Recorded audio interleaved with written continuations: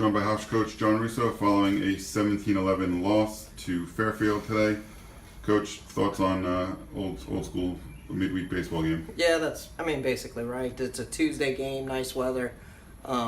See a lot of pitching that doesn't throw in conference, and to be honest, there's a reason it doesn't throw in conference, and we saw it from both sides. 28 runs, and basically 27 of those runs being earned, and just wasn't the greatest baseball if you like pitching today. But if you like offense, today was a fun day to watch.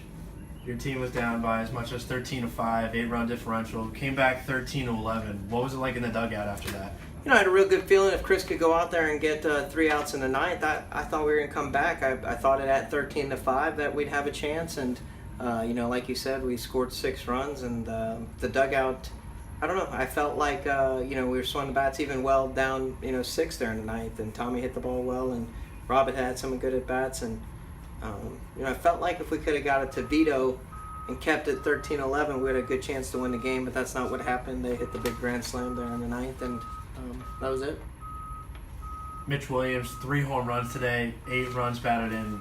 What do you have to say about that? Listen, he had a career day. He had 1 home run, 8 RBIs coming in, and today he tripled his home runs and doubled his RBIs thanks to our staff. And to be honest, he had another shot there against I thought Seamus in the 7th hung a breaking ball to him that I thought he had a really good swing at, that he could have hit a 4th home run. I got to think, got to do a better job of knowing when somebody's hot and coming into the game and pitching. And when you're throwing these relievers like that, they're not paying attention. They're just getting their things. And I don't know how many, if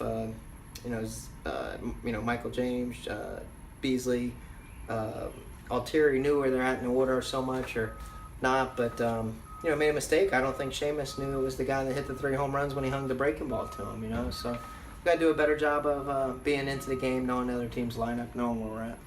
You mentioned Seamus Brazil. He's actually the only pitcher today from your team that didn't allow a run. Other than that hung breaking pitch, what did you think of his outing? I think Seamus has been throwing really well. I thought he threw good this weekend. I threw past weekend before, and I had a rough outing against LA Brooklyn last week, midweek. But I think 3 out of his last 4 out of his last 5 outings have been really good. And Seamus is learning and growing as a redshirt freshman, and still got brighter days for Seamus ahead. Turn away from the pitching. Talk about some of the bright spots. Stephen Forster, 4 for 5, 3 RBIs, 3 runs scored. Vito Freesia, 2 for 3, 3 RBIs. Those guys at the top of the order have been chugging along now for the last couple of weeks. Just talk about their performances. It was good. Stephen was an incredible day.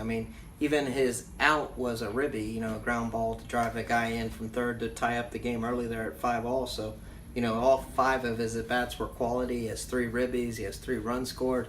We give up 5 in the first, and he comes up to lead off, and he has 2 strikes on him, and he still grounds the ball up the middle to get something started for us. And, I liked David there in the 2-hole. He had one of his most patient games of the year. He let the game come to him. He had 2 walks.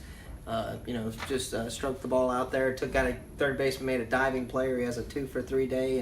And then Vito, like you said, has just been really hot for the last 15, 16 games, and been a real presence there in the 3-hole. And it's good to see the offense going. It's back-to-back games for double digits for us, but in turn, the pitching hasn't been that great of late.